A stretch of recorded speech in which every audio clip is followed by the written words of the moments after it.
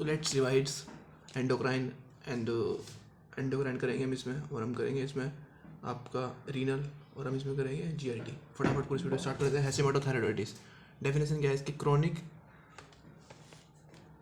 Chronic lymphocytic autoimmune disease है, cause gradual failure of thyroid function.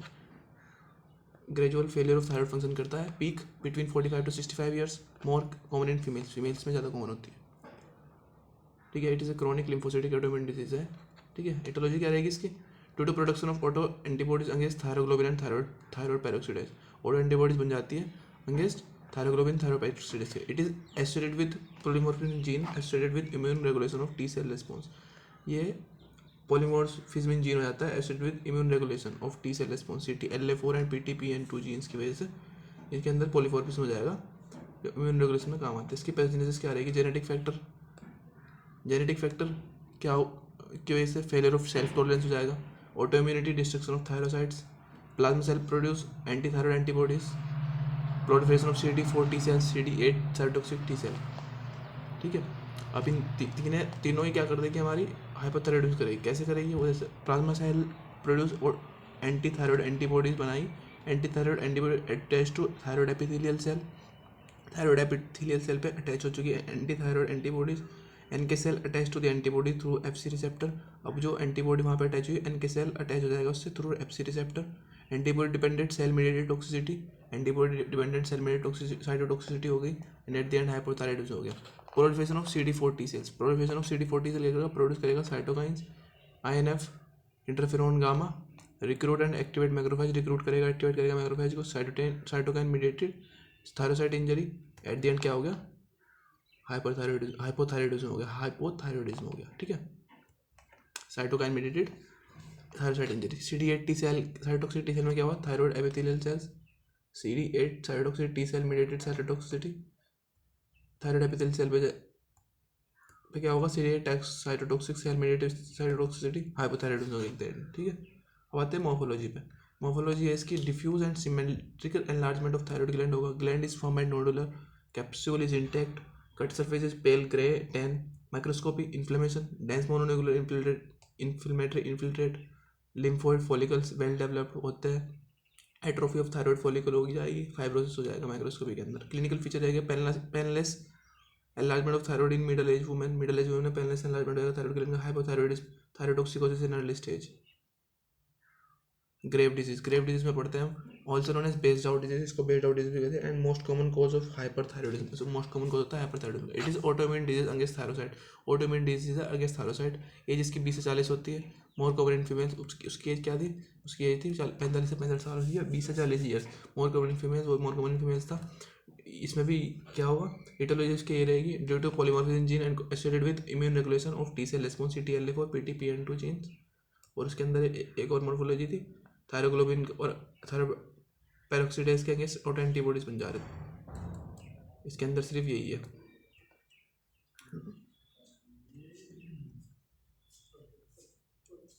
Due to polymorphism PTPN2 PTPN and PT22 genes. ठीक है, अब आते हैं हम इसका पैथोफिजियोलॉजी। जेनेटिक फैक्टर क्या होगा? Failure of self tolerance, autoimmunity, destruction of thyrocytes. Destruction of thyrocyte होगा 3 तरीके से होता है। थायरोसाइट स्टिमुलेटिंग इम्यूनोग्लोबिन, इसके अंदर हाइपरथायरॉइडिज्म होगा। ये क्या होगा? Thyroid stimulating immunoglobulin stimulate the TSH receptor stimulate to mimic the action of TSH, increase the secretion of thyroid hormone. At the end क्या होगा? हाइपरथायरॉइडिज्म हो गया। थायराइड स्टिमुलेटिंग इम्यूनोग्लोबिन और plasma cell produce anti thyroid antibodies, plasma cell anti thyroid antibodies बनाएंगे। Proliferation of thyroid epithelial, proliferation हुआ thyroid epithelial का, diffuse hyperplasia of thyroid हुआ, hyperplasia होगा थायराइड का, एट द एंड हाइपरथायरॉइडिज्म हो गया। TSH binding inhibitor IgG, TSH binding inhibitor IgG prevent normal binding of TSH to its receptor, prevent करता है normal binding of TSH to its receptor. Stimulate thyroid function, stimulate thyroid function तो hypothyroidism, और अगर inhibit thyroid function हुआ तो hypothyroidism हो जाएगा, और ये हाइपरथायरॉइडिज्म होगा। स्टिमुलेट करें थायराइड फंक्शन को। ठीक है, 3 चीज़ें, thyroid stimulating immunoglobulin, plasma cell produce और anti thyroid antibodies, TSH binding inhibitor IG। ठीक है, और इसकी मॉर्फोलॉजी देख लेते हैं। Gross, diffuse and symmetric enlargement of thyroid gland, same. Weight of gland increase, weight of gland section, soft and meaty parenchyma हो जाता है। Macroscopy thyroid follicles, crowding of epithelial cells, lymphocyte infiltration in interstitium, lymphocyte infiltration in interstitium दिखेगा, ophthalmopathy दिखेगी, myocardial hypertrophy दिखेगी, मतलब इसके अंदर triad दिखता है हमें, ट्रायड ऑफ क्लिनिकल, हाइपरथायरॉइडिज्म दिखेगा, एक्सोप्थैल्मोस दिखेगा और प्रीटिबियल मिक्सिडिमा दिखेगा, ठीक है, hyperthyroidism and exophthalmos and pretibial myxoedema. Laboratory finding in grave disease क्या दिखेगी, elevated T3 and T4 level, decrease TSH level, radioactive iodine uptake is increase, radioactive iodine uptake increase हो जाएगा। अब आते हैं diffuse and multinodular goitre. Diffuse and multinodular goitre के अंदर क्या होगा, definition, goitre is defined as enlargement of thyroid gland without hyperthyroidism, enlargement हो जाएगा थायराइड ग्लैंड का without hyperthyroidism. Morphological form of goitre, diffuse non toxic simple goitre, multinodular goitre. Diffuse non toxic simple goitre के अंदर diffuse enlargement of thyroid gland without any nodularity, diffuse enlargement हो जाएगा thyroid gland का without any nodularity. Multinodular goitre के अंदर recurrent episode of hyperplasia and recurrent episode of hyperplasia होगा, involution combined to produce more irregular and nodular enlargement of thyroid gland. Etiology of diffuse and multinodular goiter क्या etiology रहेगी, cause endemic goiter, sporadic goiter। endemic goiter के अंदर deficiency of iodine, goitrogens interfere with thyroid hormone synthesis, sporadic goiter hereditary enzyme defect, ingestion of substance that interfere with thyroid hormone synthesis, unknown cause, idiopathic, ठीक है। अब आते हैं pathogenesis, deficiency of iodine and goitrogens, deficiency of iodine and goitrogens की degree synthesis of thyroid hormone, compensatory increase of serum TSH, hypertrophy and hyperplasia of thyroid follicles, compensatory enlargement of the gland, compensatory enlargement of gland का structure change हुआ, function change हुआ। Structure change के अंदर diffuse non toxic simple goitre, recurrent episode of hyperplasia and involution, at the end multinodular goitre हो गया। इस function change क्या हुआ, increase production of thyroid hormones, overcome the hormone deficiency, overcome हो जाएगी euthyroid metabolic state, normal function of thyroid gland, ये वाले function change के अंदर आ जाएगा, ठीक है। सो ये हो गया हमारा डिफ्यूजन मल्टीनोडुलर गोइटर टॉपिक कंप्लीट हो गया। अब आते हैं डायबिटीज मेलाइटिस पे हम, नहीं इसके भी उधर रहेगी, अभी क्लिनिकल में ग्रोथ रहेगी, इसकी मॉर्फोलॉजी रहेगी। Morphology of diffuse non toxic goitre has two phase, इसके दो फेज रहते हैं नॉन टॉक्सिक गोइटर के, हाइपरप्लास्टिक फेज और phase of colloid evolution. Hyperplastic phase के अंदर क्या होगा, growth moderately diffusely and symmetrical alignment of thyroid gland. Microscope के अंदर hyperplasia of epithelial lining thyroid follicles, colloid content varies, colloid content vary होगा। Phase of colloid evolution, growth enlarged and cut surface is brown, glassy, translucent. Microscopy, flattened follicular epithelial lining, abundant colloid.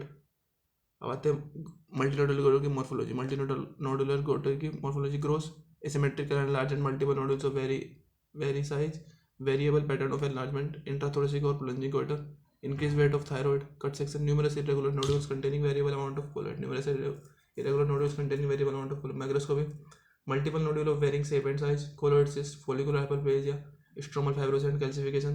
Clinical features के अंदर diffuse non toxic goitre, multinodular goitre. Diffuse non toxic goitre के अंदर majority with simple goitre, clinical euthyroid, mass effect from enlarge thyroid gland, dyshormonogenetic goitre in children.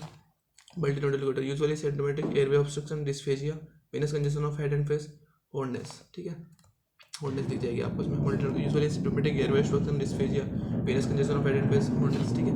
अब आते हैं diabetes mellitus. Diabetes mellitus में क्या दिखेगा हमें, ये इंपॉर्टेंट टॉपिक है। Definition, it is a metabolic disorder characterised by hyperglycaemia due to absolute और relative deficiency of insulin hormone. Hyperglycaemia होता है ड्यू टू एब्सोल्यूट और relative deficiency of insulin hormone. Classification of diabetes mellitus, type 1 diabetes mellitus, type 2 diabetes mellitus, genetic effect of type 1 के अंदर absolute insulin deficiency हो जाएगी, type 2 के अंदर insulin resistance and beta cell dysfunction हो जाएगा, genetic defect of beta cell development, majority onset diabetes of young body, pancreatic defect के अंदर सिस्टिक फाइब्रोसिस, हीमोक्रोमेटोसिस, एंडोक्राइनोपैथी के अंदर Cushing syndrome, acromegaly, hyperthyroidism, infection के अंदर कोक्सैक्सी वायरस, साइटोमेगालोवायरस, ड्रग्स के अंदर glucocorticoid, thyroid hormone. Type 1 diabetes mellitus usually in children less than 20 years, less common, 10% thin physique. Aetiology of type 1 diabetes mellitus, क्या कैटोलॉजी रहेगी इसकी, autoimmune disease characterized by pancreatic beta cell destruction, absolute deficiency of insulin, idiopathic इसका code रहेगा, ठीक है। Pathogenesis of type 1 diabetes mellitus की pathogenesis क्या रहेगी, कैसे डिजीज प्रोग्रेस कर रही है। Genetic susceptibility, environmental factor. Genetic susceptibility में क्या हुआ, no HLA genes, polymorphism CTLA4 PTPN2 genes, HLA genes DR3 DR4। Environmental factor, viral infection, mumps and rubella क्या करेगा, बेटा सेल डिस्ट्रक्शन करेगा, जिससे absolute deficiency of insulin hormone हो जाएगी। किस तरीके से होगा beta cell destruction, failure of self tolerance in T cells, TH1 cytokine, CD8 cytotoxic T cells और एंटीबॉडीज, ठीक है, इनकी वजह से क्या होगा, बेटा सेल डिस्ट्रक्शन और एब्सोल्यूट डिफिशिएंसी ऑफ इंसुलिन हो गया। Type 2 diabetes mellitus, most common type of diabetes mellitus, greater than 80%, not autoimmune disease, कोई ये ऑटोइम्यून डिजीज नहीं है। Insulin resistant beta cell dysfunction, insulin resistant beta cell dysfunction होगा। Patient older and obese. Aetiology of type 2 diabetes mellitus, cause genetic factor, environmental factor. Genetic factor के अंदर polymorphism of TCF7L2 gene, or environmental factor, obesity, sedentary lifestyle, dietary habits.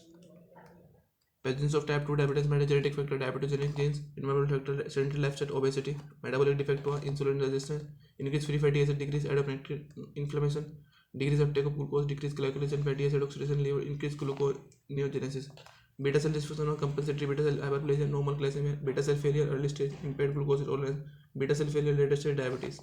Clinical feature of type 1 type 2 diabetes mellitus, insulin deficiency, absolute or relative, decreased utilization of glucose by tissue, decrease or utilization of glucose by tissue, increased catabolism of fat, increased fat free fatty acid, increased appetite, polyphagia हो जाएगा, increased catabolism of protein, increased appetite होगा, polyphagia हो जाएगा, liver के अंदर gluconeogenesis, glucogenolysis, ketogenesis हो गया, diabetic coma हो जाएगा, हाइपरग्लाइसेमिया होगा, किडनी के अंदर पोलीयूरिया होगा, ketonuria, glycosuria, polyuria and loss of water, electrolyte, polydipsia, प्यास भी ज़्यादा लगेगी, at the end diabetic coma हो गया. अब आता है criteria for diagnosis of diabetic mellitus. Fasting plasma glucose greater than 126 mg per dl, 2 hours of OGTT greater than 200 mg per dl, normal random glucose level 200 से ज़्यादा होनी चाहिए 200 mg per dl से, HbA1c ग्रेटर देन 6.5%. अब आता है difference between type 1 and type 2 diabetes mellitus. Type 1 type 2 diabetes mellitus का difference देख लेते हैं. Clinicals, age of onset usually in children, older patient में होते हैं. टाइप 2 वेट नॉर्मली और present with weight loss, early increase, late normal to moderate increase, obese के अंदर होती है. Insulin level progressive decrease, diabetic ketoacidosis develop in absence of insulin, non ketogenic hypersmolar coma, non ketogenic hypersmolar coma जाएगा, और diabetic ketoacidosis develop in absence of insulin इसमें develop हो जाती है. auto antibodies detected not found. अब आते हैं genetics, HLA association, HLA DR3 and HLA DR4, no HLA association, no HLA genes, polymorphism CTLA4 PTPN22 genes, PTPN22, diabetogenic genes, etiopathy mode of development, autoimmune multifactorial mechanism, breakdown of self tolerance to islet autoantigen, insulin resistance and beta cell dysfunction. Morphology, insulitis, inflammatory infiltrator of T cell and macrophages, amyloid deposition in islets, beta cell depletion moderate to severe, mild. Complication क्या रहेगी इसकी diabetes mellitus की? Chronic non vascular complication, gastro, chronic non vascular complication, gastroparesis, infection, skin changes, hearing loss, acute metabolic complication, diabetic ketoacidosis, hyperosmolar hyperglycemic state, lactic acidosis, hypoglycemia, ocular के अंदर retinopathy, cataract, glaucoma, renal system के अंदर nephropathy, pyelonephritis, atherosclerosis, glomerulosclerosis, central nervous system के अंदर cerebral infarct, cerebral haemorrhage and CVS के अंदर myocardial infection, atherosclerosis, peripheral neuropathy. देखिए आपको कॉम्प्लिकेशन ऑफ डायबिटीज मेलिटस में आते हैं. डायबिटिक कीटोएसिडोसिस मतलब डायबिटिक कीटोन बॉडीज का ज़्यादा बनना. कीटोन इंसुलिन क्या करता है, ये मोस्ट कॉमन एसिड होता है टाइप 1 डायबिटीज मेलिटस. इंसुलिन क्या करता है, इनिबिट करता है lipolysis and ketone body formation. इनको इनिबिट करता है. अगर इंसुलिन नहीं होगा तो ये ज़्यादा बनेंगे, लाइपोलाइसिस होगा वो कीटोन बॉडी ज़्यादा बनेगी. तो मैकेनिज्म क्या होगा, decrease insulin plus increase counterregulator mechanism, growth hormone category एसिटी, release of free fatty acid from adipose.